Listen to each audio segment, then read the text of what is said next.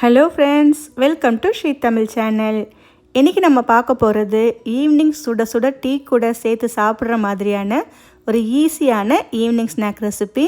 ஒரு கப் அவல் இருந்தால் நினச்ச உடனே சட்டுன்னு ஒரு 10 நிமிஷத்துலேயே நீங்கள் இதை செஞ்சு முடிச்சிடலாம். நல்லா மொறுமொறுன்னு கிறிஸ்பியாக டீ கூட சேர்த்து சாப்பிட்றதுக்கு ரொம்பவே நல்லாயிருக்கும். முதல்ல ஒரு பாத்திரத்தில் ஒரு கப் அவல் எடுத்துக்கோங்க. நான் இன்றைக்கி கொஞ்சம் மெல்லிசான அவல் எடுத்திருக்கேன். இப்போ இந்த அவலை ஒரு முறை தண்ணி சேர்த்து நல்லா கழுவிட்டு தண்ணியை வடிகட்டி எடுத்துகிட்டு வந்தாச்சு. இது மெல்லிசான அவல்ன்றதுனால தண்ணி கழுவின ஈரப்பதத்திலேயே இது கொஞ்சம் நல்லா ஊறி வந்திருக்கு.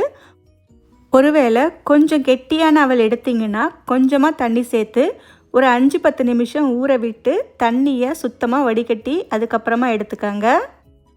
அடுத்து இந்த அவலில் ஒரு 1/4 கப் அளவுக்கு கடலை மாவு சேர்த்துக்கோங்க. ஒரு 2 டேபிள் ஸ்பூன் அளவுக்கு அரிசி மாவு, ஒரு 1/2 ஸ்பூன் தனி மிளகாய்த்தூள், ஒரு 1/4 ஸ்பூன் அளவுக்கு தனியாத்தூள், இன்னும் ஒரு 1/4 ஸ்பூன் அளவுக்கு சீரகம் சேர்த்துக்கோங்க. அடுத்து தேவையான அளவு உப்பு சேர்த்துக்கலாம். ஒரு சின்ன வெங்காயத்தை பொடியாக நறுக்கி சேர்த்துக்கோங்க.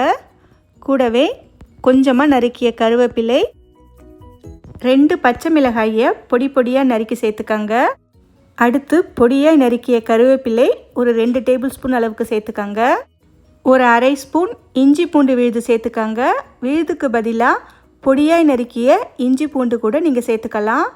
இப்போ இந்த மாவு அவல் எல்லாமே எல்லா பக்கமும் பரவுற மாதிரி ஒரு முறை நல்லா கலந்து விட்டுக்கோங்க.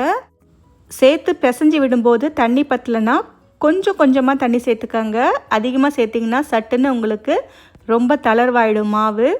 உங்கள் தேவைக்கு ஏற்ற மாதிரி ஒரு ஸ்பூனாக சேர்த்துக்கோங்க. சில நேரங்களில் தண்ணி தேவைப்படும்.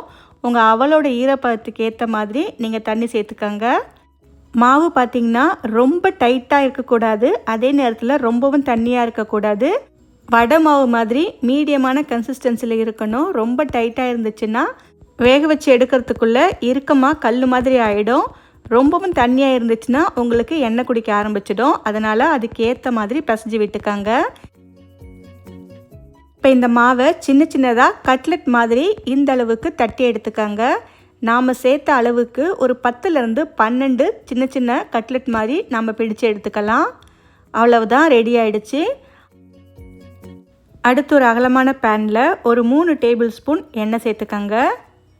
எண்ணெய் லேசாக சூடானதும் நாம் தட்டி வச்ச வடைகளை இப்போ இதில் சேர்த்துக்கலாம்.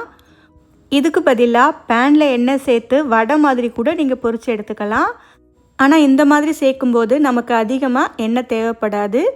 எண்ணெயில் போட்டு பொரித்து எடுக்காமல் இந்த மாதிரி செஞ்சு சாப்பிடும்போது உடம்புக்குமே ரொம்ப நல்லது. குழந்தைங்கலேருந்து பெரியவங்க வரைக்கும் யார் வேணாலும் சாப்பிட்லாம். இப்போ பார்த்திங்கன்னா அடுப்பை மீடியம் லோ ஃப்ளேமில் வச்சு வேக விடுங்க. ஒரு பக்கம் லேசாக செவக்க ஆரம்பித்ததும் அடுத்த பக்கம் திருப்பி விட்டுக்கோங்க.